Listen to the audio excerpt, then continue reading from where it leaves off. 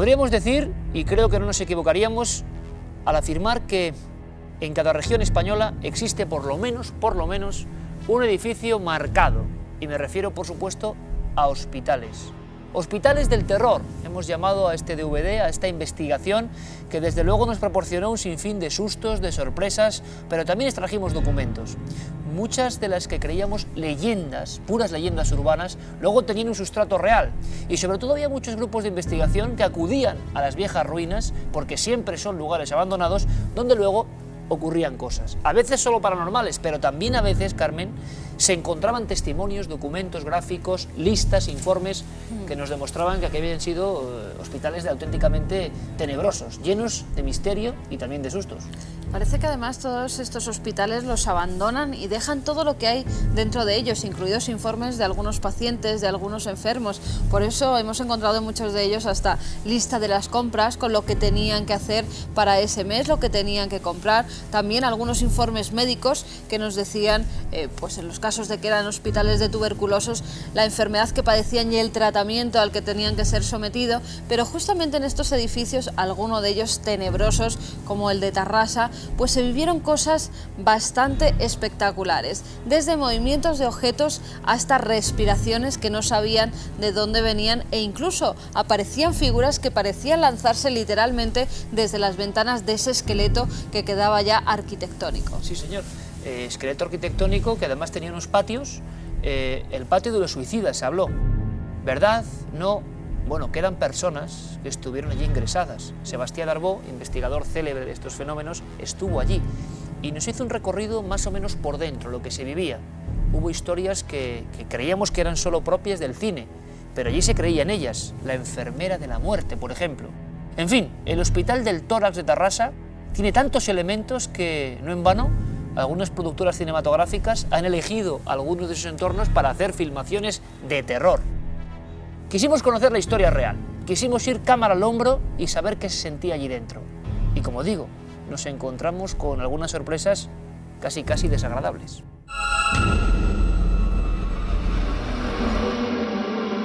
La aventura de la historia de Cuarto Milenio está ya muy próxima a los 60 programas. Y todo este equipo ha aprendido una lección muy interesante, que el misterio es escurridizo, que no se deja atrapar tan fácilmente, que da igual que utilicemos tecnología antigua o la más moderna, que es muy rara la ocasión en la que podemos enfrentarnos a eso, a lo desconocido, a lo extraño, a lo inexplicable, y lo podemos capturar. Nuestra misión es enseñárselo, pero muy pocas veces podemos lograrlo. Nos quedamos con una sensación de impotencia. Parece que solo algunas personas, y solo en ciertos momentos, son capaces de ver lo imposible. Sin embargo, hemos tenido suerte, hay que decirlo. Hemos tenido suerte. Juan Jesús Vallejo, bienvenido, buenas noches. Hemos tenido suerte y hemos sido testigos de lo inexplicable, Iker. En un lugar, desde luego, que yo no sé si tú pasarías una noche así alegremente. No, Iker, hay que pensar que el Hospital del Tórax, que inauguró el mismísimo Francisco Franco en la década de los 50, pues llegó a albergar a 1.200 enfermos. Un lugar apartado, a unos 2-3 kilómetros de la actual Tarrasa, que fue un hospital que durante varios años tuvo el penoso, digamos, honor de ser el hospital donde mayor número de suicidios había y, bueno, pues donde desde hace mucho tiempo, desde que se cerró a finales de los años 80, pues hay gente que comenta que oye ruidos extraños, pasos, que ven sombras. En este caso es un lugar donde se han obtenido una gran cantidad de psicofonías, pero jamás pensaba el equipo de Cuarto Milenio que estando allí, Iker, podíamos ser testigos de eso inexplicable, y es que tú dejes un cassette grabando o grabadoras digitales y una voz que nosotros en ningún momento escuchamos, pues se grabe y registre un mensaje que la verdad que nos desconcertó. Un mensaje que además es lo curioso, tiene cierto significado, ¿no? A veces se corresponde con el pensamiento e incluso con las preguntas. La primera psicofonía que vamos a escuchar, de las obtenidas, repito, por el equipo de Cuarto Milenio en la noche de investigación en ese Hospital del Tórax, tiene que ver con uno de los participantes, por lo menos en hipótesis. ¿Cuál es la historia de esa psicofonía? Sí, en concreto estábamos en la planta 9ª, que es la planta donde mucha gente utilizaba para suicidarse, porque era la planta más alta del edificio, y un investigador, Miguel Ángel Segura, que estaba allí con nosotros, pues hace una pregunta en la que él dice: ¿quieres comunicarte con alguno de nosotros? Y en ese momento una voz inaudible para nosotros deja grabado en la cinta: a ti, Miguel. A ti, Miguel. Silencio absoluto, imagino. todas las condiciones de seguridad en uno de estos experimentos. Vamos a escucharla, Juanje.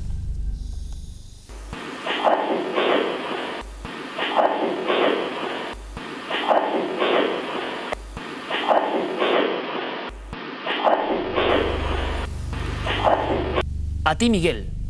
Ocurría en esa 9ª planta, Hospital de Tarrasa, pero hubo más, e incluso añadiendo mayor graduación al dramatismo, ¿no? Sí, que la segunda psicofonía la obtuvimos mientras hacíamos una sesión de Ouija en la antigua capilla que hay justo detrás del hospital. ¿Hicisteis Ouija? Bueno, eso me lo cuentas luego. Eso ¿Qué pasó? Luego te lo contaremos, y el por qué llegamos a hacer Ouija, que es una cosa que jamás vamos a recomendar a nuestros telespectadores. El caso es que haciendo una Ouija dejamos también unos cassettes grabando por si alguna extraña voz aparecía allí, y efectivamente aparece una extraña voz muy cerca del patio que utilizaba la gente para suicidarse desde esa 9ª planta, justo en la iglesia, como comentaba antes, una voz que dice: ¿puedo inmolarme?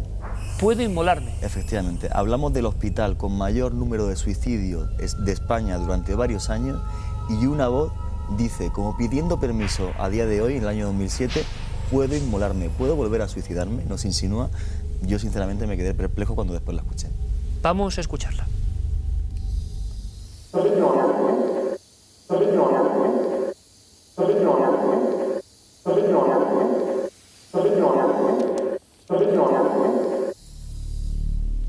Ahí están los documentos. Ustedes deben opinar. Ruidos de ambiente, explicación perfectamente científica, natural, o realmente respuesta a unos contenidos mentales o a la situación que allí se vivía.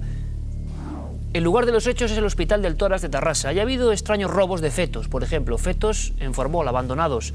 Es una especie de mapa de la desolación, un lugar donde, como tantos otros que hemos ido visitando, hay una conjunción que siempre ocurre: dramatismo, tensión por la enfermedad y por la proximidad de la muerte, y luego investigadores que acuden quizá por la leyenda, y la leyenda a veces se queda grabada. ¿Quieren conocer este sitio? Vamos a adentrarnos, vamos a intentar vislumbrar las sombras y las luces, como decía Juan Jesús Vallejo, que aún parecen estar ahí. Hospital del Tórax, Tarrasa.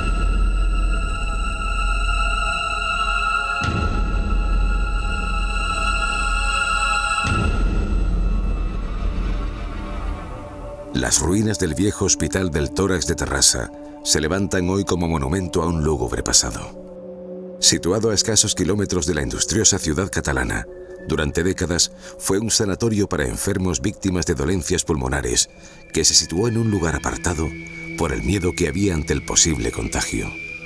Un gueto de la muerte en el que miles de personas perecieron.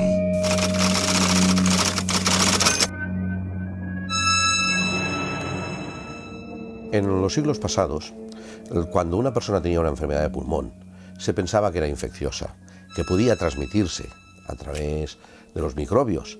Entonces se le decía, bueno, tienes que ir a curarte a un hospital especializado, en este caso el Hospital del Tórax. Y te llevaban a un hospital alejado de cualquier ciudad, de cualquier localidad, en medio de la naturaleza, y allí te dejaban. Entonces los familiares no iban por miedo a ser contagiados por sus propios familiares enfermos. Realmente era aberrante, era como una especie de Auschwitz, era uno de los grandes últimos sitios de eutanasia en España. O sea, cuando una familia había un niño tuberculoso, lo apartaban y lo llevaban a un sitio donde había una colonia de 30.000, una cosa, son naves y naves para que la gente fuera muriendo, era un sitio donde llevaban a la gente a morir. Eso es inquietante verlo, o sea, había sus cines, no podían salir, o sea, era como, una vez que tenías tú el bacilo de Koch, ya estabas, ¿no? Entonces, mucha gente, nada más llegar, había muchos casos que nos contaban de que eran niños que llegaban y sus padres los dejaban, se subían al último piso y se tiraban.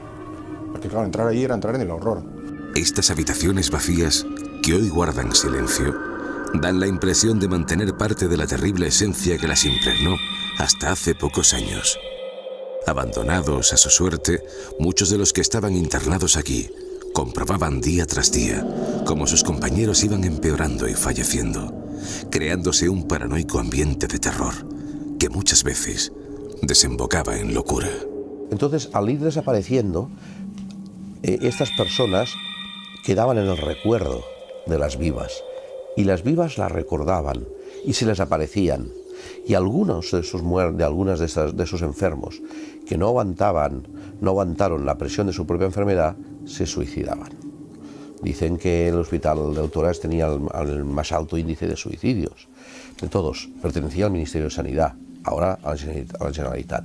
Te mandaban allí y allí te curabas o no te curabas, pero el enfermo realmente sufría. Cuando uno no podía más y veía que se ahogaba, quizás se tiraba desde lo alto del último piso del hospital y caía en la jungla, que era un jardín donde todo el mundo iba a parar allí. Y ese ruido, esos gritos al suicidarse, se oían, se escuchaban por los otros enfermos.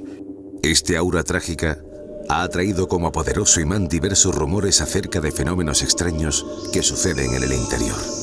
El investigador Miguel Ángel Segura, junto a otros compañeros como Francisco Recio o María José Pérez, han pasado en su interior muchas noches intentando captar lo invisible.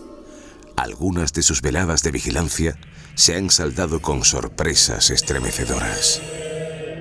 La iglesia es uno de los lugares que más ha ocurrido este tipo de fenómenos. Hemos tenido muchos problemas con los medidores ambientales. A lo mejor en un espacio de 5 metros de diferencia teníamos puesto 2 medidores y había una variación a lo mejor de 1 grado, pero la humedad incluso llegaba hasta 7 grados de humedad. Entonces lo que hicimos, pensando que podía ser la sensibilidad del aparato, intercambiamos los medidores y ocurría exactamente lo mismo. Y luego en la planta número 9, aparte de lo que hemos vivido, de las voces que hemos escuchado en directo, las psicofonías bastante claras que hemos obtenido, también tuvimos un fenómeno con una grabadora de minidisc, que en una baldosita pequeñita del suelo, de unos 20 centímetros, la batería se la absorbía y ponía que no había batería. Nos desplazábamos un par de palmos y volvía a recuperar toda la energía. Eso lo hicimos durante 15 veces seguidas y al final ya decidimos grabarlo en vídeo, porque siempre que lo hacíamos ocurría lo mismo. Sin embargo, Miguel Ángel no es el único que ha experimentado con este tipo de fenómenos.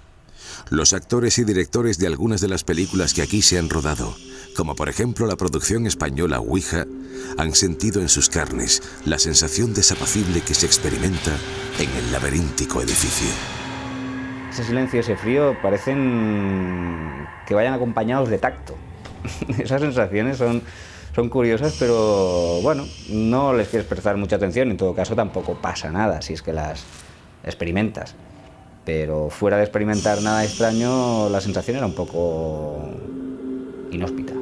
Y es que este viejo hospital parece esconder un mundo invisible tras su desapacible aspecto. Otro lado de la realidad, al que ha querido asomarse el equipo de investigación de Cuarto Milenio.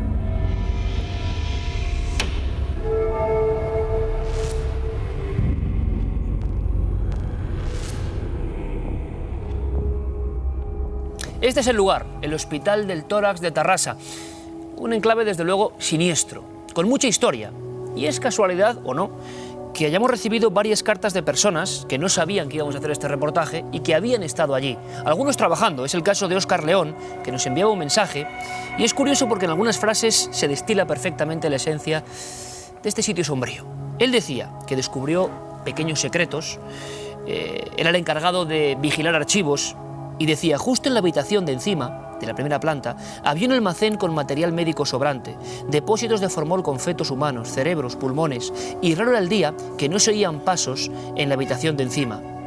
Teniendo en cuenta que yo estaba completamente solo, empezaron mis terrores. Las primeras veces subí a ver, pero al final me acostumbré a escuchar aquellos pasos, los golpes repetitivos sobre las paredes e incluso en las zonas de menos luz, sombras.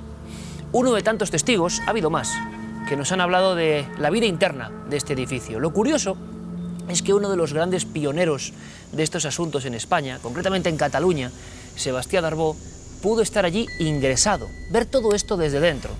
Sebastián ha dirigido un sinfín de canales, de programas, fue premio Ondas en 1975, pero lo que no sabíamos es que había estado allí viviéndolo todo en primera persona. Don Sebastián Darbó, bienvenido a Cuarto Milenio. Gracias, Iker. Buenas noches. Es un placer tenerte aquí. Oye, y te quiero felicitar, porque tu programa es magnífico y creo que debemos reconocerlo públicamente los profesionales del misterio y de la televisión. Muchísimas gracias, amigo. ¿Tú estuviste allí? Uy, es que yo tengo bronquitis asmática y me ingresaron porque, claro, era un hospital especializado.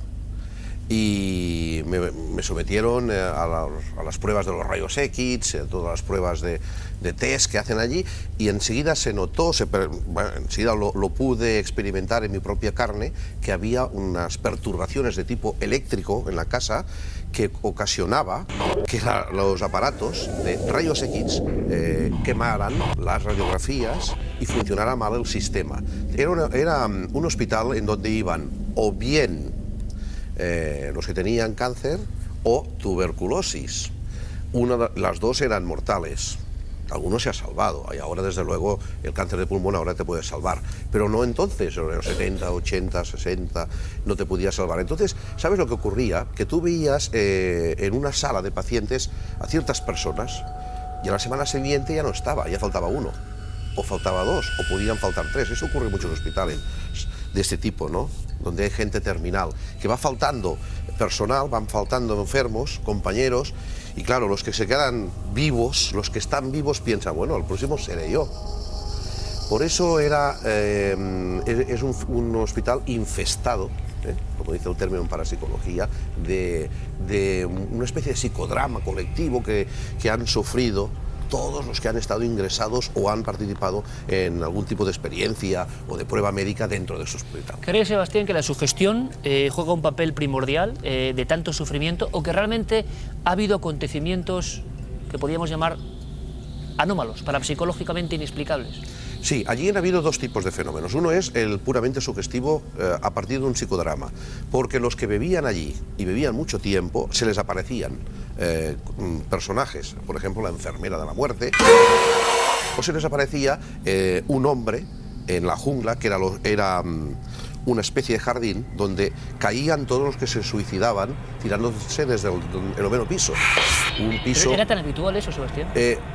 Sí, porque la gente sufría. Vamos a ver, parece ser que ese hospital tiene el índice de suicidios, o tenía, más alto, ¿no?, de todos los que habían en Cataluña.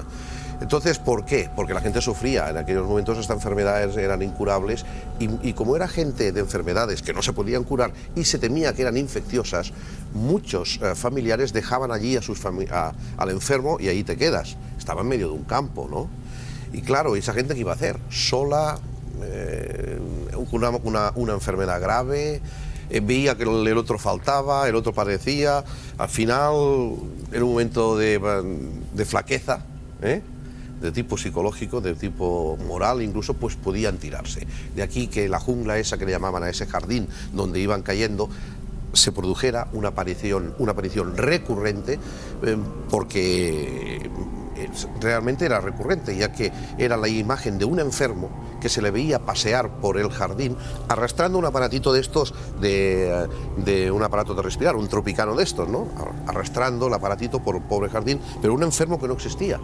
Por lo tanto, podría ser una especie de egregor montado por el psiquismo de todos los que allí bebían este caldo de cultivo, y entre todos ellos formaban estas especies de apariciones espectrales, que no fantasmogénesis. ¿Muchos testigos, Sebastián? Pues sí, han habido bastantes. Tenemos que tener en cuenta que el índice de vida de una persona allí, o el tiempo que permanecía allí, una persona era de 1 año, como término medio. Por lo tanto, no todos viven para contarlo. Pero mientras estabas allí, hablabas con personas que te explicaban historias, ¿no?, que veían. Si quieres te explico lo de la enfermera de la muerte. No, eso explícamelo luego, porque luego incluso vamos a verlo recreado, lo que veían estos enfermos. Sebastián estuvo allí y pudo hacer una investigación, aunque él estaba como paciente, desde dentro, repetimos. Por lo tanto, su experiencia es muy profunda. Sin embargo, también tenemos a otro buen amigo, compañero de este equipo de Cuarto Milenio, nuestro experto en parapsicología, Santiago Vázquez. Santiago, buenas noches. Buenas noches, Iker. Y yo creo que tenemos de nuevo todos los elementos de ese extraño puzzle de los fenómenos singulares de la parapsicología, uno detrás de otro.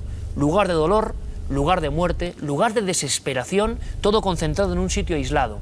También con capilla. Tú avisabas que estos lugares también tienen un componente religioso importante. Una vez más, está todo perfectamente alineado. Sí, es un puzzle de piezas que encajan perfectamente, porque encontramos, por un lado, como tú dices, esa concentración de tanto dolor.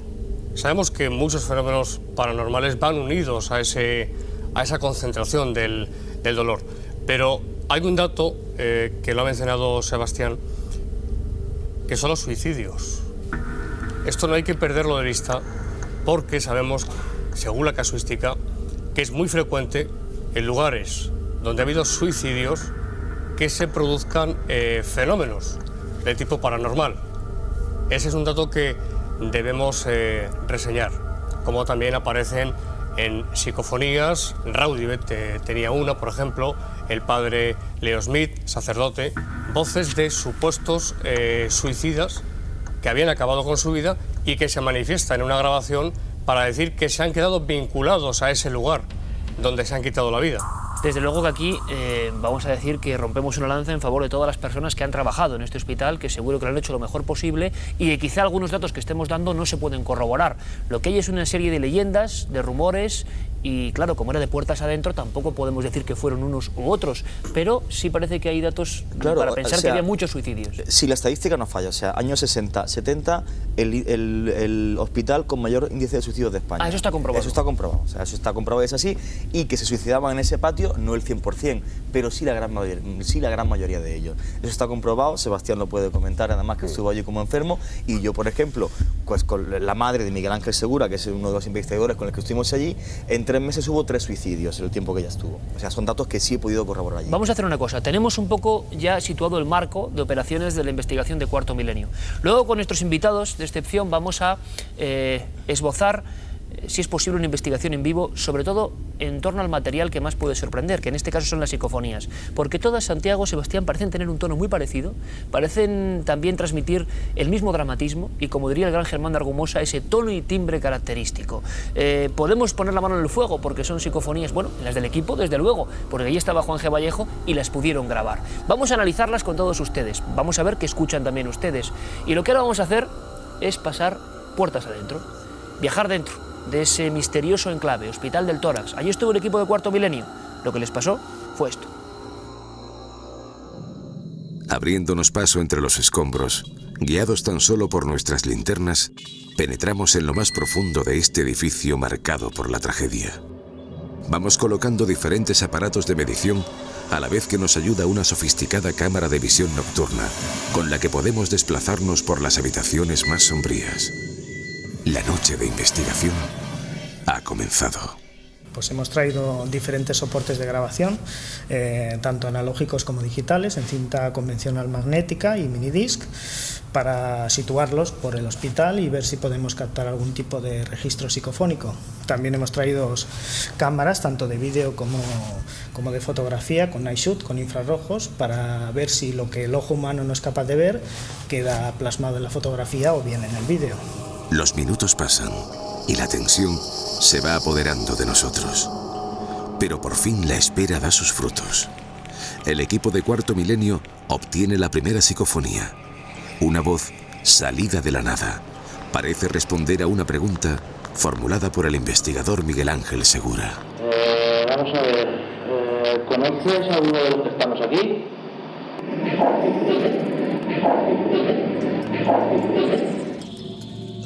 Tras pasar varias horas dentro del edificio, intentando realizar diferentes pruebas, nos trasladamos hasta la vieja iglesia que hay en la parte trasera del hospital. Allí, en la capilla, nos disponemos para realizar una sesión de Ouija, registrada en imagen y sonido. Las presuntas psicofonías son nuestro objetivo. Por eso, junto al tablero, dejamos nuestras grabadoras en marcha. La sesión transcurre en un denso ambiente de cierta tensión. No estamos tranquilos. A pesar de los objetivos de la Ouija y de nuestra experiencia en este tipo de lugares, las letras y supuestos mensajes, quizá fruto de la sugestión colectiva, parecen tener un solo fin: echarnos de allí. La Ouija empezó sin haber hecho ninguna pregunta. Fue ella espontáneamente que se puso a correr y con mucha fuerza, Durante toda la sesión fue muy fuerte, ella nos quería gobernar a nosotros, digamos, ¿no? Y no nos hacía caso en las preguntas, nos echaba de aquí, que nos fuéramos todo el rato, y luego al final sí que se ablandó un poquito y, bueno, cooperó un poco, ¿no? Pero en principio daba un poco de miedo porque no nos dejaba a nosotros guiar, digamos, la sesión, lo guiaba ella. La sorpresa nos la llevamos, sin embargo, Al escuchar minutos más tarde las grabadoras que dejamos sobre la mesa, reconocemos que la más absoluta inquietud se apodera del equipo de Cuarto Milenio. Una de ellas recoge de manera clara una voz que desde la nada nos dice: puedo inmolarme. Nuestra investigación está a punto de terminar, pero antes hubo tiempo para recordar junto a Miguel Ángel Segura otros fenómenos extraños que él tuvo la oportunidad de vivir en este lugar. Bueno, hacía 3 días que había estado en la planta número 1, en una zona que era oscura, y al salir a la parte clara vi como una especie de sombra se me echaba encima. Yo pensé en ese momento que, bueno, que a lo mejor había sido un efecto óptico o algo. La cuestión es que me mareé durante 6 o 7 segundos, y 3 días después, en la planta número 9, iba grabando con el móvil un vídeo, y justamente en el pasillo donde vivimos los fenómenos extraños con la voz que escuchamos en directo y donde pasó el fenómeno de la grabadora, se cruzó una especie de sombra, de silueta por delante de la cámara del móvil que yo no vi. Fue al meterlo en el ordenador cuando me di cuenta. Nuestra noche de investigación ya ha concluido, pero este último testimonio no ha sido casualidad. Fueron antaño muchos los pacientes que comentaron a doctores y familiares la presencia de extraños espectros que se paseaban por el hospital. Lo que describían en su mayoría era una mujer corpulenta que, vestida de enfermera, caminaba por los pasillos como si fuese la mismísima efigie de la muerte. Su mirada perdida en la nada, sobre sus hombros una tupida capa y en una de sus manos una jeringa apuntando hacia arriba. Muchos, quizá en los delirios de la terrible enfermedad, aseguraron que la vieron caminando por los pasillos. En cambio, nadie que la viera entrar en su habitación sobrevivía. Dice que veían una enfermera de la muerte cuando sonaba la alarma de una habitación de algún moribundo, que la enfermera corría por los pasadizos del hospital con la jeringa preparada, quizá para ayudar a terminar a morir bien o para ayudarte a dar el paso hacia el más allá. Esa imagen la veían, y luego casualmente, o no, o enigmáticamente, a la mañana siguiente, el enfermo de esta habitación ya había fallecido. Atrás dejamos ya el viejo hospital del tórax, uno de los lugares más impresionantes y sórdidos que jamás haya pisado nuestro equipo de investigación. El material psicofónico registrado en tiempo real hace que nuestra inquietud siga a flor de piel. Una cuestión sigue ahí, persiguiéndonos como una sombra. Pueden grabarse voces, tragedias y sentimientos que aquí tuvieron lugar hace tanto tiempo. Nos marchamos con el corazón encogido y la sensación de que nadie puede responder, hoy por hoy, a nuestra angustiosa pregunta.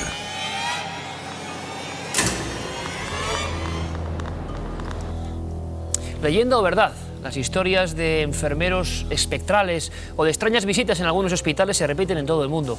Este tipo de historias en hospitales componen una especie de limo primigenio, una especie de base de historias que habitualmente no abandonan esas puertas. En Tarrasa, sin embargo, han sido tantos los experimentos, las investigaciones, que muchas son casi públicas. Algunas, como la enfermera de la muerte. Sebastián, ¿tenemos que pensar también en la concentración de leyendas, de sugestión, o crees que realmente esta enfermera, incluso con una especie de jeringuilla, realmente la vio alguien? Yo creo que es un arquetipo, ¿no? Existía allí una psicosis colectiva de todos los que estaban enfermos. Piensa que era gente que se ahogaba, hablabas con ellos y respiraban mal, estaban mal. Durante la noche en los hospitales, sobre todo antes, pitaba una alarma, alguna habitación pasaba algo, alguien se estaba ahogando y rápidamente pasaba una enfermera, esto seguro que sí. Ahora, que fuera con la jeringuilla, entra dentro del arquetipo. Lo que sucede es que este hombre que estaba muriendo, estaba pidiendo socorro, era lógico, que quizá ya estaba en el último suspiro y moría. Y la enfermera iba a ayudar a que no muriera. Pero claro, como que ellos se encontraban tan mal y dentro de esa psicosis colectiva que tenían de muerte, porque realmente ese hospital es del horror y del terror, ellos pensaban, y ya está, ya le van a dar el pase al más allá. Y claro, cuando a la mañana siguiente el enfermo no estaba, ¿qué quieres que piensen los pobres enfermos? El próximo voy a ser yo. Las danzas macabras de siglos antiguos hablaban de la visita eterna de la calavera con la guadaña. De alguna forma, Sebastián, esto es una interpretación moderna de esa gente que sufría mucho y que veía que algo se aproximaba, que era el fin de sus propios días. Y lo veían, ¿eh? Y lo veían. Hay un dato más sobrecogedor en todo esto, Sebastián, que se recogió en las noticias. Van a ver enseguida un titular de prensa que habla del macabro robo de fetos. Robo de fetos, fue noticia en el año 2003. ¿Realmente estaban los fetos, evidentemente? Sí. ¿Para qué se utilizaba esto? Bien, en el octavo, hablábamos del piso quinto, pero en el octavo piso sabemos que se encontró un almacén de fetos, de restos, de pulmones, de lo que fuera. Estaba allí abandonado. Allí, eso parece ser, se dejó allí. Cuando salieron, lo dejaron, abandonaron y lo dejaron. Lo cierto es que se quedó y algunos de estos elementos fueron robados. Como ocurrió en el año 2003, no hace mucho, que fueron robados algunos de estos fetos y encontrados en un descampado en la ciudad vecina de Matadepera. ¿Por qué fueron a robarlos? ¿Qué hacían allí los fetos? Todo entra dentro del película de terror. Del gran misterio de este hospital. Que tú como director de cine podías haber hecho una película sobre estas historias. Y que Filmax podría producirla ya que tiene los estudios. Porque efectivamente sean estudios de producción cinematográfica lo que hay ahora ahí. Sí. Es curioso. Tengo que decir también y agradecer al Ayuntamiento de Tarrasa el que nos haya facilitado el que podamos filmar ahí, nos haya dado permiso, y lo que se va a construir en este hospital del terror ahora es una gran ciudad audiovisual donde hay varias productoras como Living Dreams o como Filmax que ya están haciendo películas. Lo curioso es que en estas películas que ya se han filmado en los platós que hay al lado de las ruinas del Hospital del Toras de Tarrasa, pues son muchos los actores, como he visto por ejemplo a Jaume García en el reportaje, o otros directores como por ejemplo es Luis de Madrid, Jaume Balagueró o Juan Pedro Ortega, que en los rodajes de sus películas como Ouija, La Monja o Los Sin Nombre comentan que parte del equipo de rodaje vivió fenómenos extraños, situaciones de intranquilidad, llevándose también llevar un poco por la sugestión, decían que sentían como miradas desde la oscuridad que les seguían, aunque el único dato realmente constatable y curioso es que en la filmación de la película Ouija, Jaume García, que yo lo entrevisté allí en Barcelona, pues su personaje en la película Ouija se estrellaba con una moto y una persona del equipo de rodaje se estrelló con la moto y estuvo a punto de matarse. Eso sí es curioso y es constatable. Es curioso también el hecho de la cantidad de elementos psicofónicos que surgen en toda esta historia. Imagino que inolvidable el ir con un equipo de televisión, Juanje, porque es muy poco habitual, y tener la oportunidad de cazar eso. ¿Cómo os sentisteis en ese momento? Hombre, yo fíjate que sabes que llevamos ya más de un año de programa, Iker, y es la primera vez que he hecho una sesión de Ouija. No se la recomiendo a nadie. ¿Por qué hicisteis? ¿Por qué decidisteis hacer esta cosa tan anómala para el equipo de Cuarto Milenio? Por una cosa, Iker, porque dentro de este lugar, con las psicofonías que ya habíamos obtenido, o había obtenido Miguel Ángel Segura y otros compañeros de dentro del hospital, con las psicofonías que ya había, la cantidad de testimonios. Cuando hacemos el programa de radio con Cadena SER, antes de que llegue el equipo de radio, yo hablo con varios vigilantes jurados que me comentan que hay una intervención policial hace pocos años, porque en La Pineda, que es un centro de disminuidos psíquicos que es justo al lado, llaman por teléfono a la Policía Nacional diciéndome que se ve una mujer que camina sola por dentro del hospital. O sea, realmente tengo una gran cantidad de datos que me confirman que en este hospital abandonado suceden fenómenos extraños, que dije, oye, ¿y por qué no una prueba más? Yo jamás voy a recomendar la Ouija, es la primera vez que la he hecho investigando y para Cuarto Milenio, posiblemente jamás vuelva a hacerla, pero me decidí. ¿Qué contenido? ¿Qué pasaba? ¿Qué decían las letras? Fue increíble. O sea, como decía antes María José, la compañera, empezamos a hacer la Ouija y bueno, pues salió una presencia que nos quería permanentemente echar de allí, no quería hablar con nosotros, nos quería echar, que no fuéramos. En ese momento se graba la psicofonía que dice puedo inmolarme. Como si alguien se quisiera suicidar en un hospital que, ya te digo, durante 2 décadas fue el que tuvo mayor índice de suicidios en España. Y una cosa muy curiosa, aparte de que siempre nos quería echar, al final nos dijo un nombre, que era una mujer, se llamaba Rosa, y la voz que aparece en la psicofonía parece también femenina, y de lo más curioso que me pasó es que ninguno de las personas que había allí sabía que yo viajo mucho a Egipto, voy mucho por Egipto, y apareció el nombre de una diosa que es la diosa de la enfermedad y de la guerra, que es la diosa Sekhmet. Yo no tenía absolutamente ni idea de que era la diosa Sekhmet, y yo he estado en la única capilla que queda de la diosa Sekhmet en el antiguo Egipto, justo en el templo de Karnak. Diosa de la enfermedad, la diosa Sekhmet, estamos viéndola con esa cara también enigmática, ¿eh? Lo que vamos a hacer ahora es una cosa muy interesante, que es escuchar no las psicofonías que pudo obtener nuestro compañero Juan Jesús Vallejo y los investigadores que pasaron la noche en el Hospital de Tarrasa, sino algunas de las más claras, y de verdad que son claras, por lo menos son contundentes, tienen un mensaje, obtenidas a lo largo de estos años de investigación por el equipo de Miguel Ángel Segura.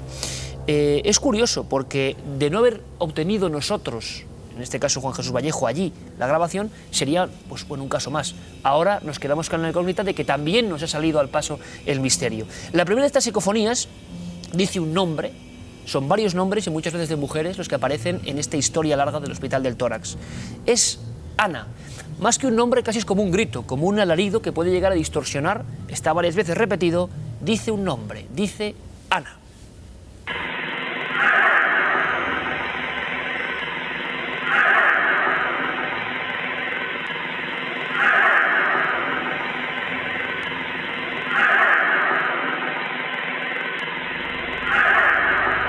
Un sonido que quizá tenga explicación por los simples juegos del viento, los golpes de las ventanas ya desvencijadas, quién sabe. Pero hay otras psicofonías, también en esta jornada obtenida por estos investigadores, que nos dejan si cabe más inquietos. Les invito a escuchar la siguiente, que además tiene que ver con ese tono de tristeza general que invade este enclave. Dice, déjame. Vamos a escucharla.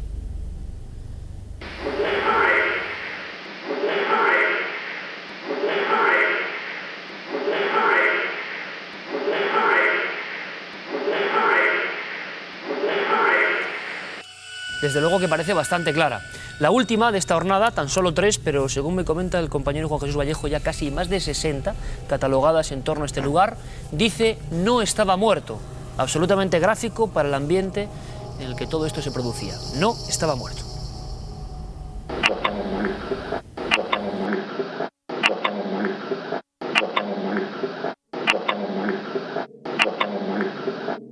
Ahí estaban las 3 psicofonías, parafonías, voces de origen desconocido, como ustedes quieran llamarlas. No sabemos lo que es, quién las produce, pero testigo nuestro propio equipo. Santiago Vázquez, compañero, ¿es cierto que hay, o algunos parapsicólogos han hecho baremos para intentar medir o graduar las psicofonías? Sí, es cierto.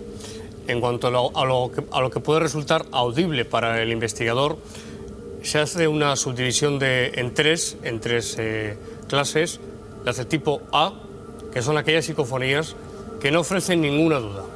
Esas psicofonías que la primera vez que las escuchamos sabemos perfectamente lo que dicen. Que es un vocablo, una palabra perfectamente identificable. Exactamente, que el oído no tiene ninguna dificultad, por tanto, en identificar. Son las más raras, por lo tanto, las más escasas. Raras, las más escasas. Las de clase B son audibles, pero ya ofrecen cierta dificultad para el investigador o para la persona que escucha, y puede haber dudas. Puede haber dudas a la hora de identificar lo que dice. Y por lo tanto, imagino, Santiago, diferentes interpretaciones. Exactamente. En un grupo es muy típico, me ha pasado muchas veces, en un grupo de personas aparece una voz de esta clase B y hay personas que dicen diferentes cosas. Y por último nos encontramos con aquellas que pertenecen a la clase C, que son bastante inaudibles y para identificarlas hay que tener el oído entrenado. Oído entrenado tienes tú, Sí, es Sebastián, verdad, y la verdad es que esto que hemos escuchado, estas psicofonías, bueno, son claras, parecen claras, todas en un tono de tristeza absoluto, y que además hay una cosa que me inquieta, no sé tú cómo lo analizas como experto parapsicólogo en estos asuntos, se parecen mucho a las que ha obtenido Juan G. Vallejo en otra jornada completamente distinta, hablando a nivel temporal. Efectivamente, parece que hay un condicionante psicógeno en las personas, en el lugar que interviene, en donde se efectúa la experiencia, que está afectando de una forma psicológica a la persona que hace la experiencia, y que creo que es la que ayuda a hacer de elemento transductor de esta energía que es la que se manifiesta. O sea, que nosotros somos antenas. Sí, nosotros somos efectivamente o como una especie de amplificadores a esa energía que está retenida en ese lugar infestado y que llegan unos investigadores o una persona sensitiva y puede producir no solamente esa psicofonía, sino imágenes de seres que en algún tiempo estuvieron allí. Es muy curioso lo que dices, Sebastián, y abre un abanico amplísimo, como digo yo. Piensa que yo procedo del campo de la psicología. Claro, tú eres psicólogo, que personas pensando algo puedan casi generar eso o puedan hacer más firme o más visible algo que está ahí siempre. Evidentemente esto es así. Nosotros cuando trabajamos en hipnosis, tú sabes que podemos quemar a una persona con un simple bolígrafo, ¿no? O ver alucinaciones o órdenes poshipnóticas de ir a hacer cosas como un autómata y volver. Por lo tanto, si esto lo podemos hacer, mucho más cuando está acondicionado por un lugar tan tétrico como este. Estos lugares románticos, los castillos, las leyendas, las tragedias, ayudan a condicionar a una persona que en un momento determinado puede manifestar su facultad, porque es una facultad, esto no es un poder, y de exteriorizar, ayudar a que se exteriorice esa energía. O sea, sintonizar con algo que siempre está ahí y que se nos abre de repente. Es una energía, todo es materia. Y hay cosas que aunque no las podamos medir, sin embargo existen. Pues aquí ocurre algo parecido, que la transferencia psicógena, psíquica, de mente a mente o de mente a aparato, puede manifestar algo que tienes en tu subconsciente, que estás percibiendo, como aquel que se le aparece a la Virgen cuando va a Fátima y no se le aparece en medio de la Gran Vía, porque esto le condiciona. Y cuando va a un castillo, donde han habido la Torre de Londres, se le aparecen espectros, personas sensitivas. Entonces, alguno de vosotros en vuestras experiencias teníais allí una persona sensitiva, seguro. Santiago, creo que Juanje ha hecho una cosa que nunca debe hacerse, escuchar la psicofonía en el lugar. Sí. ¿Por qué es poco recomendable? No porque creo que nos vaya a atacar, sino por su gestión, imagino, ¿no? Claro, claro. Ahora bien, si en el caso de Juanje no ocurre nada porque es un profesional, y es así y está acostumbrado a 1000 batallas, pero, y esto no es una broma, si en el lugar, en el grupo, hay alguna persona que sea demasiado sensible, rebobinamos lo que hemos grabado y escuchamos si aparece algún contenido que puede impresionar en exceso a esa persona, le puede crear realmente traumas. ¿Has conocido casos de voces que han traumatizado a personas para siempre? Sí, las hay. Recuerda, Iker, que en Cuarto Milenio, investigando una vez en Gijón, pues hubo parte del equipo de los cámaras que estaban con nosotros que no quiso volver a entrar en la casa a investigar precisamente por poner la psicofonía. Sí. Por eso jamás en la vida volveré a poner una psicofonía ni a un cámara, un ayudante de cámara, ni absolutamente nada. Voces que te dicen, que mencionan a uno de los presentes y le dicen voy a por ti, o mañana te vas a morir, o tu padre se ha muerto. Es decir, contenidos malévolos, malignos, que en ese momento pueden provocar a la persona un shock, un estado emocional alterado, y por tanto no es recomendable escuchar si hay alguna persona presente en el lugar que no sea o que no tenga la preparación suficiente como para hacerlo, ¿no? Ahora, siempre es importante que el elemento humano, en la experiencia, no se graban solas las voces. Mira, un muerto no tiene glotis, no puede hablar. Luego está utilizando tus propias facultades para manifestarse. O sea, esa energía necesita un cuerpo, que es la que se manifiesta, la que te puede ayudar a manifestarse. ¿Entiendes? Una energía por sí sola no tiene voz, no es audífona, pero necesita un ser humano que le ayude. Y entonces cuando se produce. En laboratorio, si tú has investigado muchas psicofonías... Necesita de un catalizador. Sí, un catalizador. Un catalizador para poder plasmar la psicofonía. En laboratorio se ha analizado otros tipos de psicofonías donde se ve que las puntas de las voces al hablar están relacionadas con la persona que hace la experiencia, o sea, nos demuestra que ese fenómeno de alguna forma está ligado, es concomitante, tiene una conexión el experimentador con el fenómeno. Sí, pero hay una experiencia, Sebastián, muy interesante, como la experiencia del doble ciego. Y si dejamos en el Hospital del Tórax en Tarrasa, dejamos una prueba de doble ciego. ¿Cómo sería esa prueba, Santiago? Pues para que todo el mundo lo comprenda. Muy resumidamente es dejar dos pletinas, una que reproduce una serie de preguntas que hemos formulado tiempo anterior y otra que graba. Se pone sin nadie más. Sin nadie más. Se pone un dispositivo en marcha, un temporizador, y eso salta, no se programa, para que tampoco podamos influir a distancia. Es decir, se dispara a las 4, a las 7 o a las 5 de la mañana. Una pletina reproduce y se oye la voz de la persona que ha grabado y la otra está grabando. No hay nadie presente en el lugar. Hay experiencias. Señor Darnell tiene muy buenas experiencias de doble ciego. Claro. ¿Tú crees que saldría algo en este hospital en concreto? Por supuesto, no me cabe la menor duda. Sin intervención humana. Sin intervención humana. Para hacerlo. Lo que está muy claro, Santiago, Sebastián, Juanje, es que el debate se amplía, el debate incluso, como siempre, a nivel positivo y aportando datos, se complementa.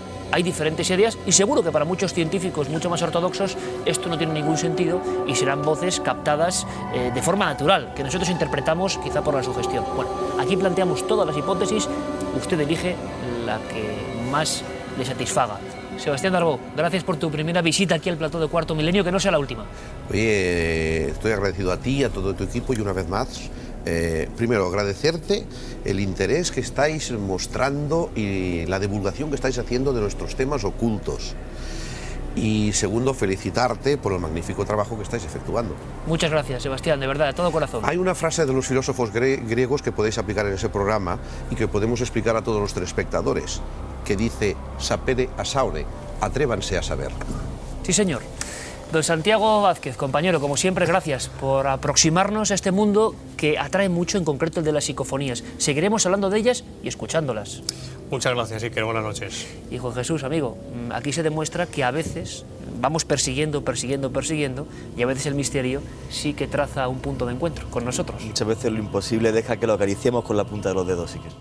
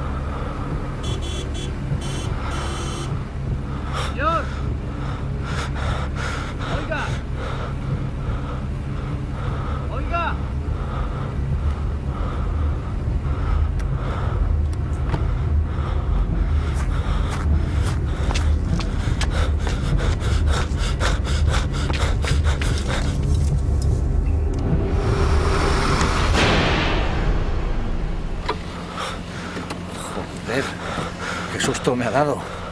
Pero no se quede ahí, hombre, suba. Pero por el otro lado, que mire cómo llevo esto.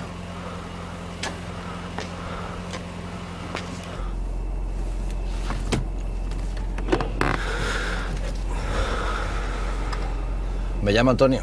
Voy al hotel que está a la entrada de Tordera. ¿Te va bien?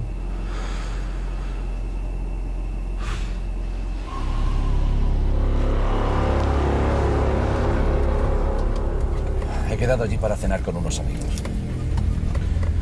Uno de ellos es el dueño del hotel. Hace un montón de tiempo que no los veo. ¿Y usted qué hace por aquí a estas horas?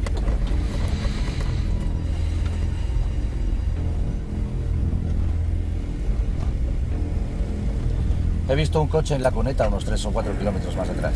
¿Era suyo?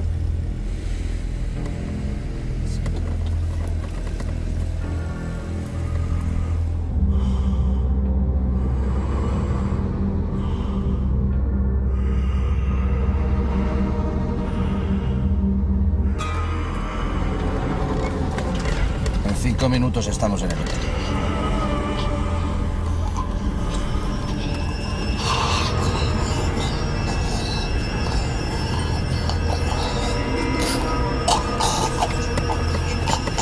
¿Se encuentra bien?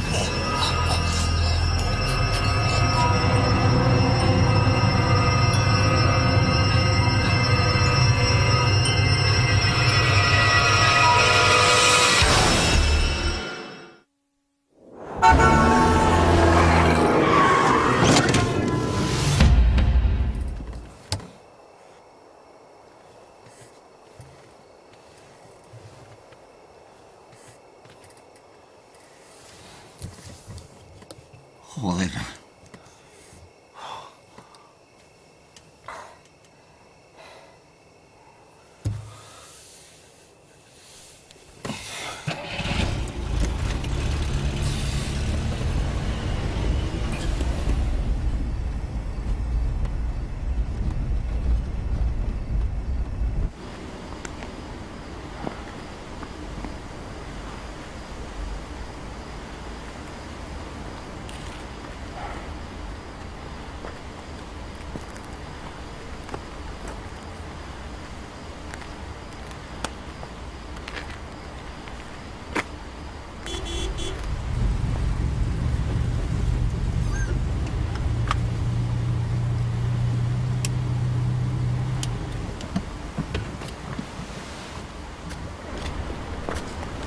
¿Cómo estás?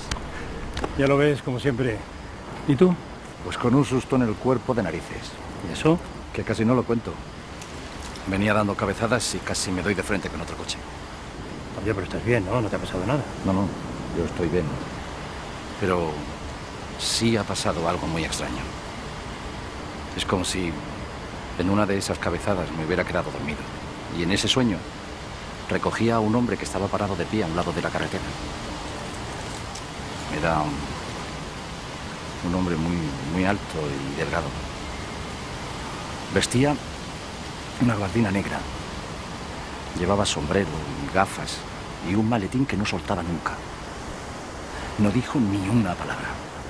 Y dices que eso ha pasado esta tarde, ¿no? No, hace 15 o 20 minutos. Antonio, eso no puede ser. ¿Es imposible? Eso querría yo. Pero justo cuando iba a chocar contra el otro coche, me dio en el hombro como si quisiera despertarme para evitar el accidente. Pero hombre, no, que eso no puede ser, Antonio. Coño, Manuel.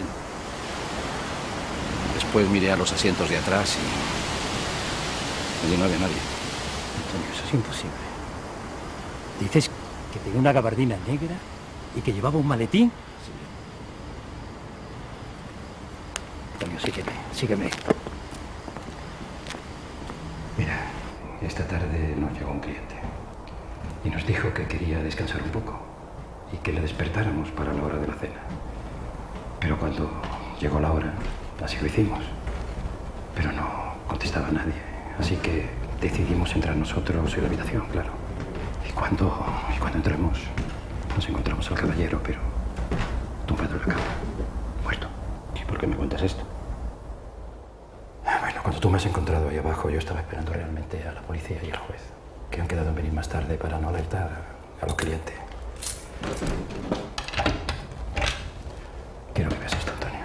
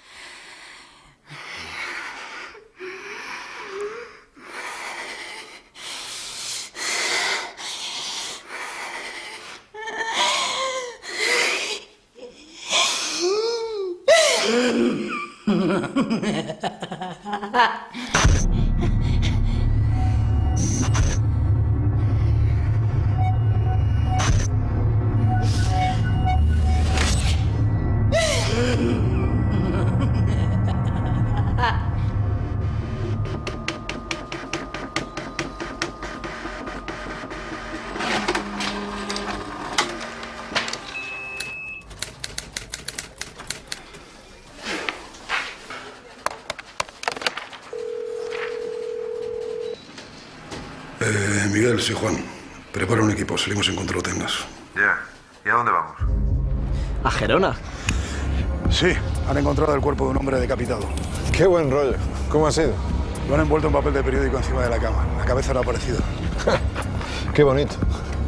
Sí, la habitación estaba destrozada. Y había dibujado una cara con carmín en el espejo. Menudo estreno, chaval.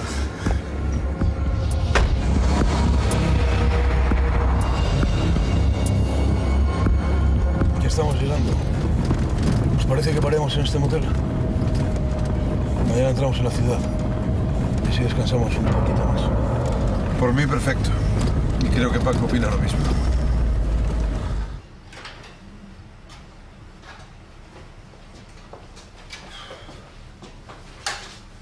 Hola.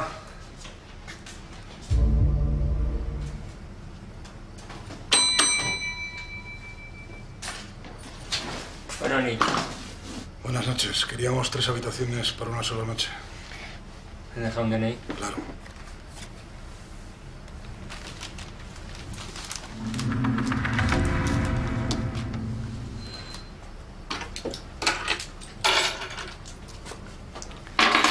Las habitaciones están subiendo las escaleras.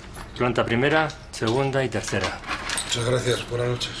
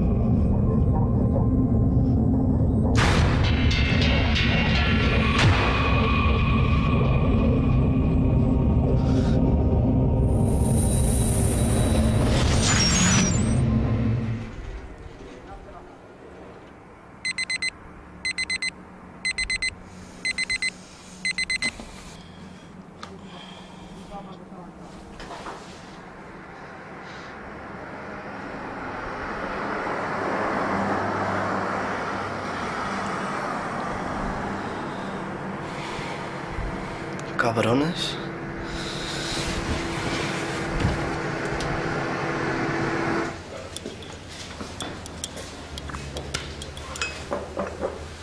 ¿Qué tal? ¿Has podido dormir? ¿Por qué me lo preguntas? Porque han ocurrido cosas extrañas en mi habitación. Yo tampoco he podido dormir y me han pasado cosas muy raras.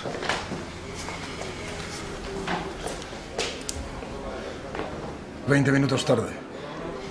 Quizás sea por culpa del gracioso que se ha colado en mi habitación y se lo ha pasado de puta madre.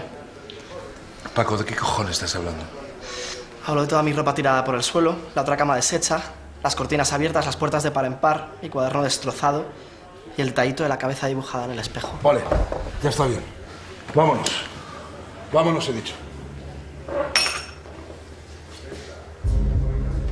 Dios.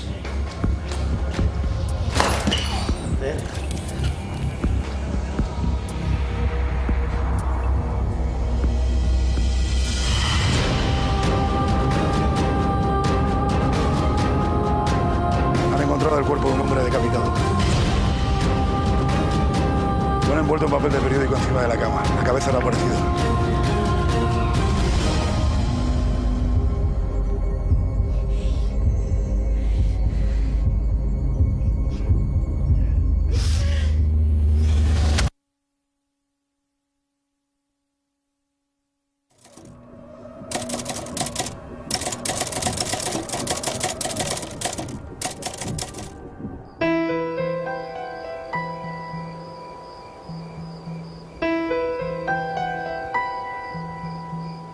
No me hubiera gustado deshacerme así de ella. Pero no tenía elección, ¿verdad?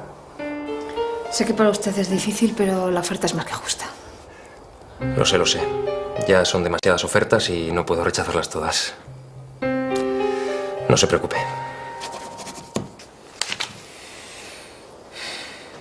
Tengo tantos recuerdos vividos aquí. 4 generaciones han crecido en esta casa. A pesar de todo lo que se ha dicho, aquí se han vivido momentos muy felices. ¿A qué se refiere con todo lo que se ha dicho? En el 87 alquilamos la casa a un pintor, uno de esos bohemios que se cansan de la ciudad y buscan la tranquilidad en lugares como este. Pero le dio por contar que la casa estaba encantada, que había fantasmas. Fantasmas. Y ya sabe cómo son en los pueblos, el boca a boca. ¿Y cuánto exactamente? Todo empezó cuando, estando en el estudio, pintando uno de sus cuadros, le pareció oír un ruido extraño, como si algo o alguien.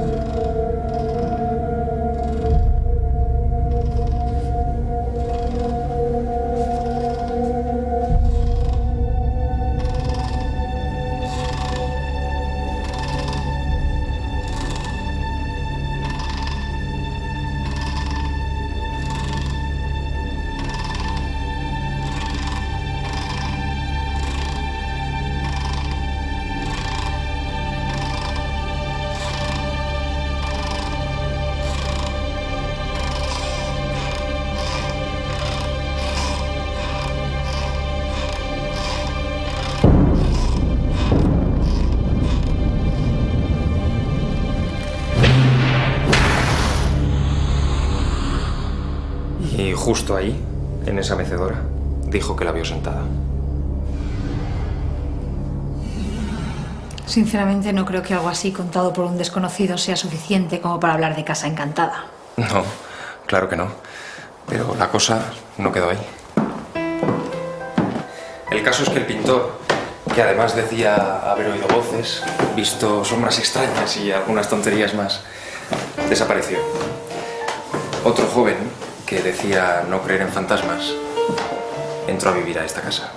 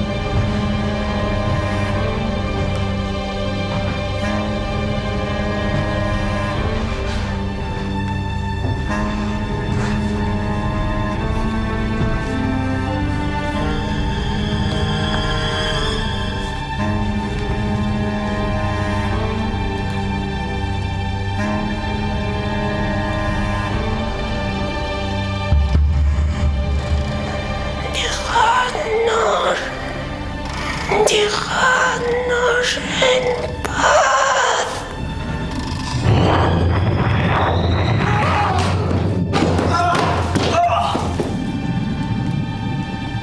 Cayó por las escaleras y tuvo suerte. Creo que solo se partió una pierna. ¿Y se quedó más tiempo? Unos días más. Pero no sin antes... ¿No se le ocurrió otra cosa mejor que llamar a unos de esos investigadores de lo paranormal? ¿Y descubrieron algo o qué dijeron? ¿Qué dijeron? Nada más que tonterías. ¿Quieres saberlo? Sí.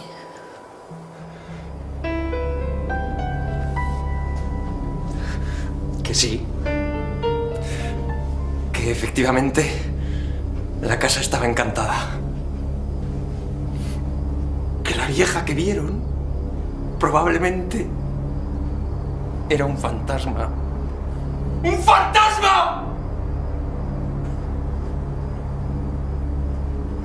Hablaban de mi madre. De mi propia madre.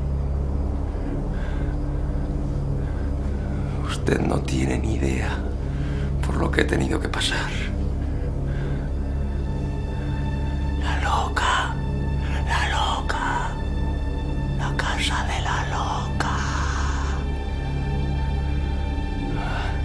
Así conocían a mi madre en el pueblo. Desde que falleció mi padre, se quedó sola. Yo no podía venir a verla. Pero la quería.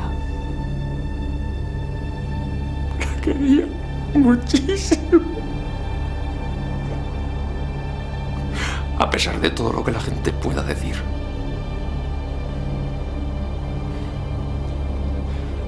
Desgraciadamente, una mañana, mientras cogía agua del pozo, resbaló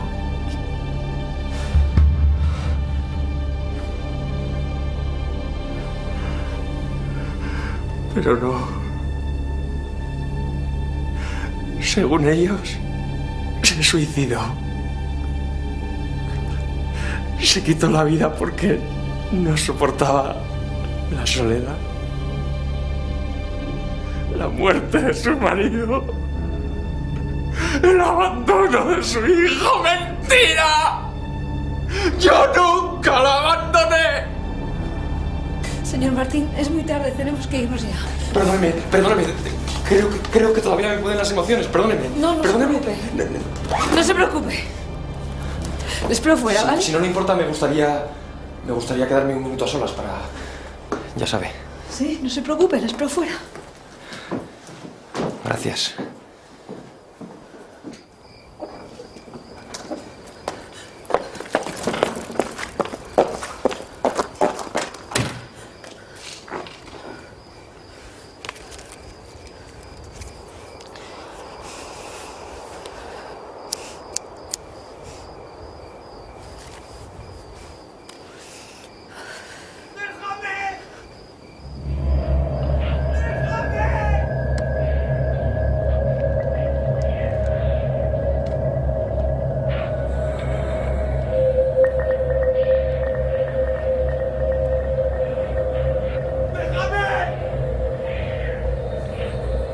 Señor Martín.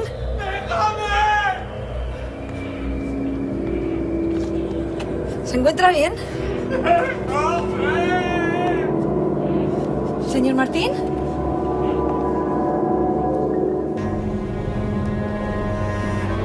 Señor Martín.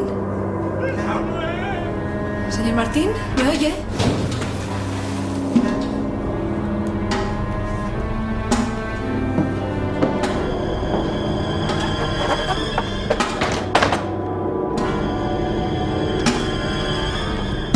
¡Señor Martín! ¡Señor Martín! ¡Señor Martín! ¿Me oye? ¡Señor Martín! ¡Señor Martín! ¿Me oye? ¡Señor Martín!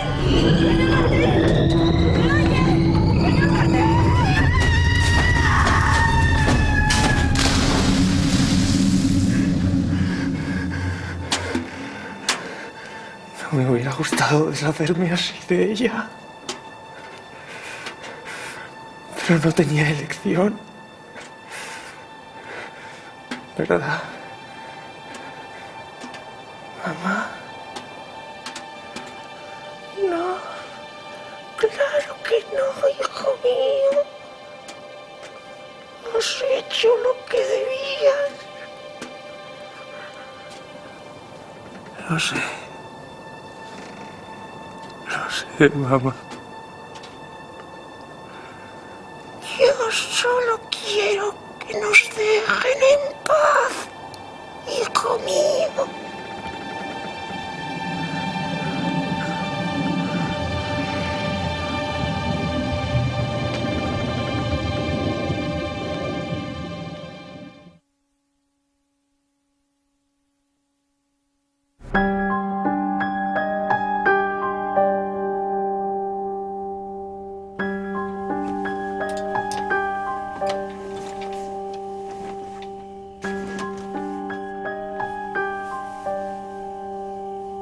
Cariño.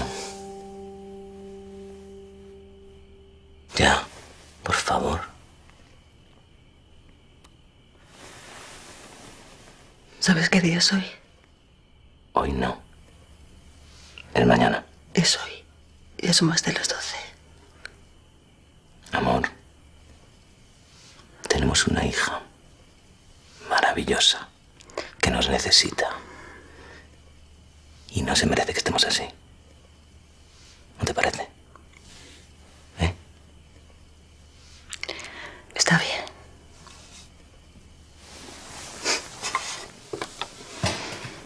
¿Has oído eso? No. ¿Qué? Es Claudia. Yo no he oído nada. Voy a ver.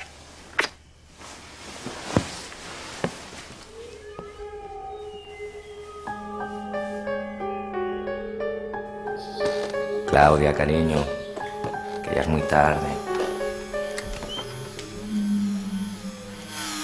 Claudia. ¿Dónde se habrá metido esta niña?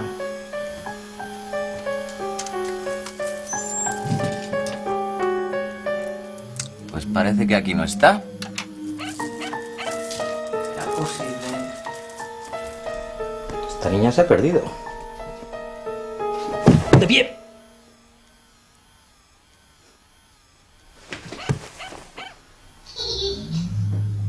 Cariño, ven a por este bichejo que se ha colado en la habitación.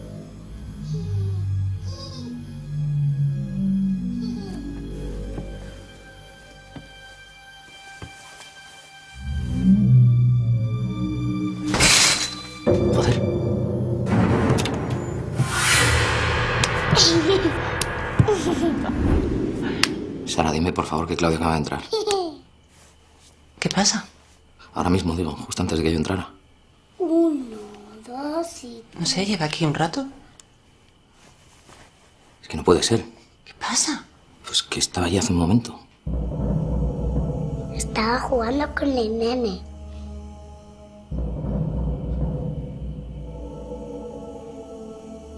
¿Qué nene, Claudia? Con el de la foto. Cumpleaños feliz. Cumpleaños feliz. Te deseamos todos. Cumpleaños feliz.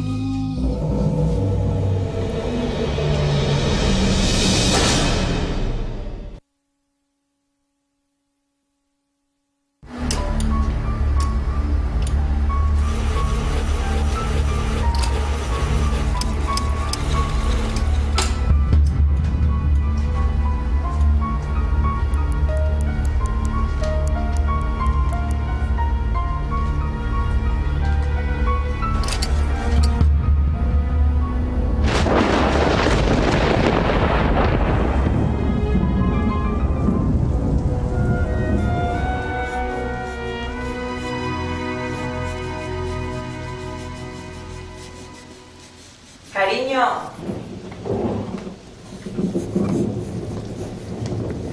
Vamos, cielo, a la cama que ya es tarde. A lavarse los dientes y ahora mamá va a arroparte. Venga.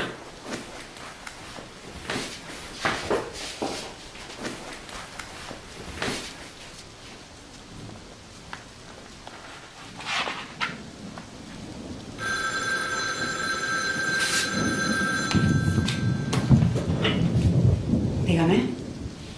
Hola Ana, soy Fernando. ¿Qué tal? Bueno, hoy parece que la cosa está tranquila. ¿Y la cría? Bien, estaba a punto de meterla a la cama. ¿Cómo ha ido en el psicólogo? Bueno, pues dice que no debo preocuparme, que los niños a estas edades tienen mucha imaginación, pero por mucho que me diga, estos dibujos... Bueno, Ana, lo mismo lleva razón. Y lo mío también es imaginación. De eso precisamente quería hablarte. He comentado el tema con unos amigos y creo que la mejor opción es lo que hablamos el otro día. No sé, Fernando, yo no me gustan esas cosas. Me han dado el contacto de un especialista en estos temas, sabrá lo que hacer. Jorge y Alberto también van a venir. Cuanta más gente haya, más posibilidades hay de que salga bien. Yo intentaría solucionarlo de otra manera, de verdad. ¿De otra manera? ¿Y qué quieres? ¿Ir otra vez a la policía? ¿Para que se rían de ti, que piensen que estás loca?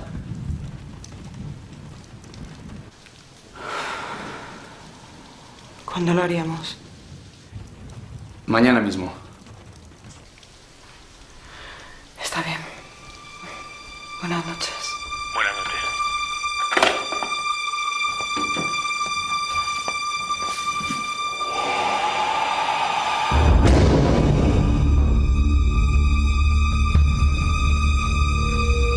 Diana, cariño, ¿te has lavado ya los dientes? Vamos, cariño, que mañana hay cole. Venga.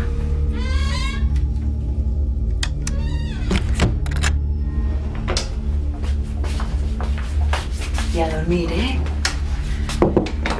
Que mañana nos tenemos que levantar tempranito. Venga, mi amor.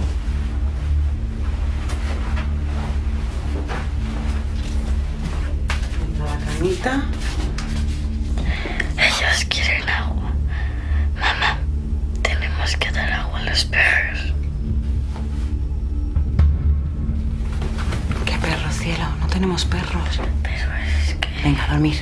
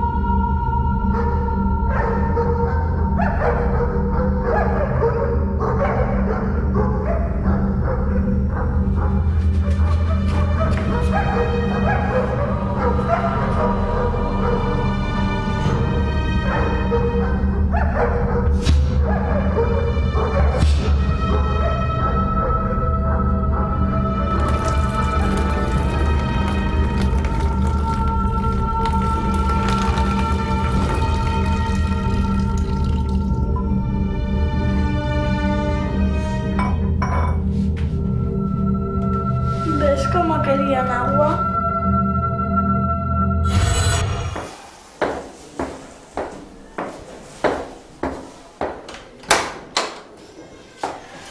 Hola.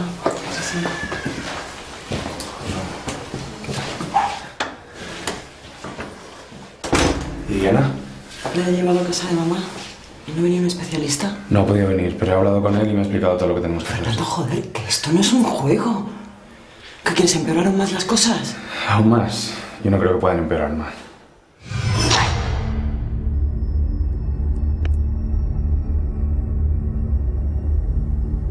En esta casa estamos Ana, Jorge, Alberto y Fernando. ¿Hay alguien más?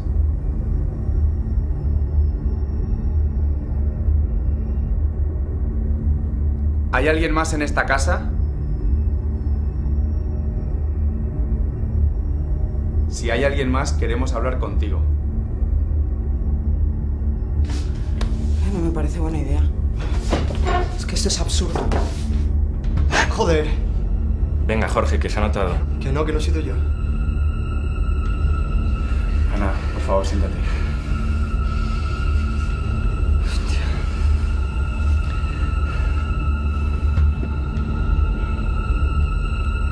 ¿Quién eres? F. U. E. R. A. Fuera.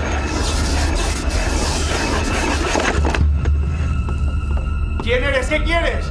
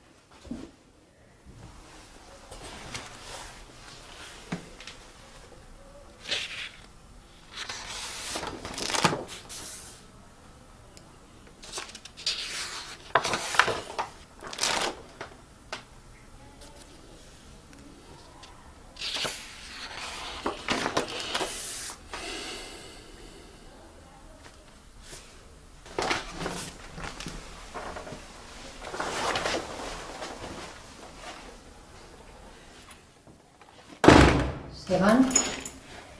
Perdón, ¿cómo dice? Que si se van de la casa. Bueno, una temporada, la casa es de... De su hermana.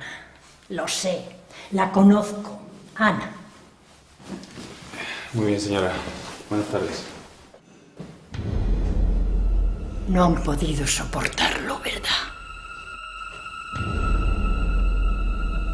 ¿De qué habla? Su hermana no es la primera que hace las maletas y sale como alma que lleva el diablo de esa casa. Desde el incendio, nada ha vuelto a ser igual. ¿Qué incendio? El de 1964. Se inició justo en el piso de su hermana.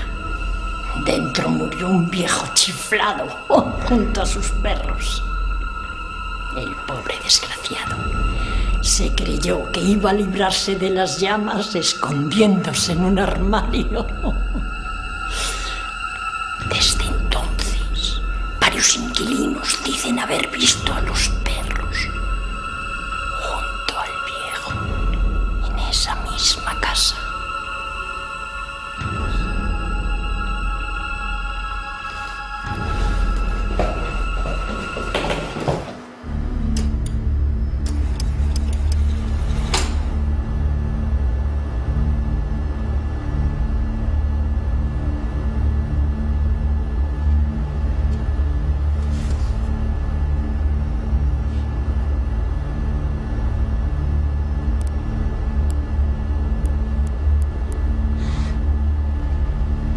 El cuerpo del anciano apareció en el interior de un armario junto a los cadáveres de sus 2 perros.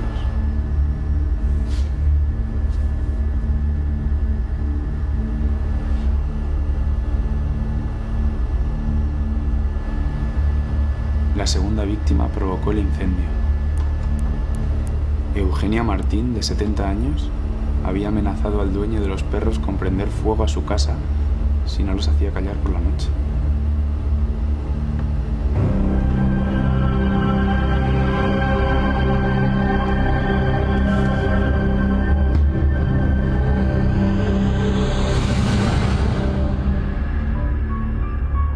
Ana María Sanz y su hija Diana no volvieron a pisar aquel edificio.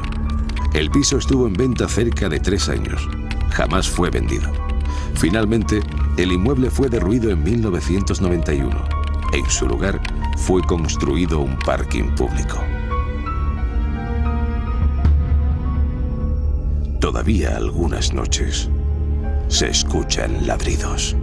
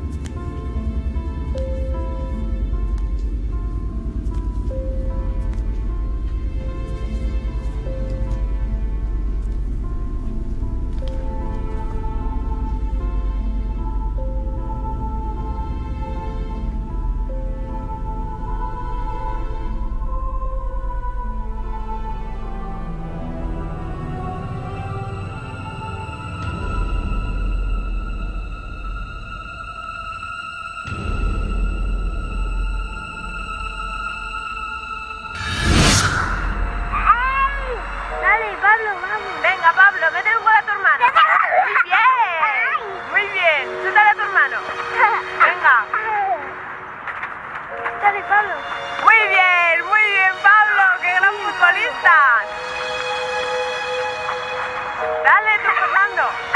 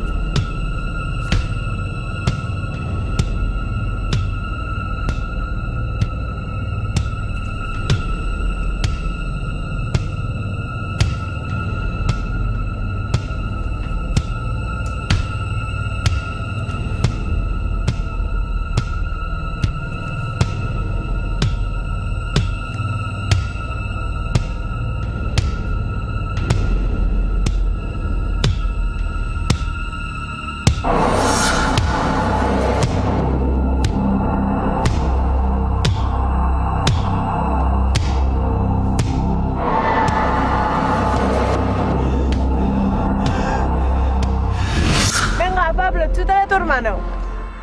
Bien, muy bien. Que venga, Fernando, mete un gol.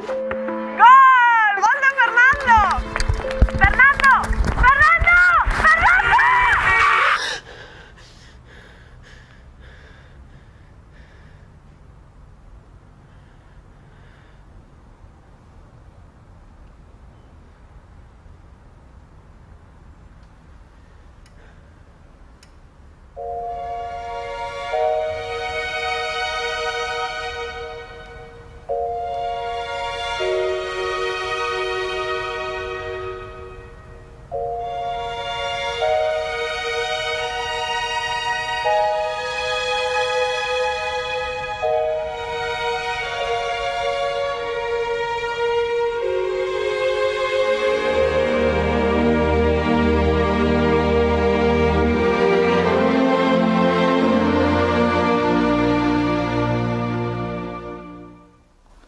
Y eso es lo que ocurrió aquella noche. ¿Y conoces hace tiempo esta historia? Mi madre me lo contó ahora cosa de un par de años. Supongo que esperó a que me hiciera mayor para no asustarme. ¿Tu madre realmente era consciente de lo que estaba viendo? Sí. ¿Tenía alguna explicación para eso que vio? Sí, yo creo que ella era plenamente consciente de lo que vio. Ese día era el entierro de mi hermano y quizás eso tuvo algo que ver. ¿Pasó más veces, Pablo? No, nunca más. ¿Recuerdas algo de tu hermano? La verdad es que no tengo recuerdos claros de él. Lo único lo que me han contado mis padres. Que me quería muchísimo. Que se pasaba tardes enteras jugando conmigo. Que siempre estaba pendiente de mí. ¿No crees que esté donde esté aún quiere protegerte? Estar contigo. Puede ser. Si aquí anoche apareció junto a mi cuna, igual era por eso. Para seguir cuidando de mí. Es más, a veces pienso que lo sigue haciendo. Bonita reflexión final, Pablo. Un abrazo y muchas gracias. Gracias a vosotros por dejarme compartir esta historia. Un abrazo, Pablo. Igualmente, un abrazo.